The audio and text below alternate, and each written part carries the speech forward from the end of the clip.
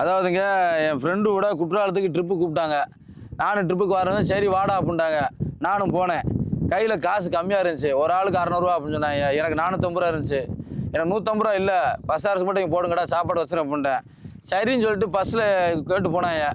கடைசியில் இறக்கி விட்டாங்க. பஸ்ஸை விட்டு இறங்கடா, உனக்கு காசு இல்லைல்ல, நீ வர வேணான்னு பற்றி பாதிலேவா? ஆமாம், இறக்கி விட்டாங்க. எனக்கு ரொம்ப மனசு கஷ்டமாக போச்சு.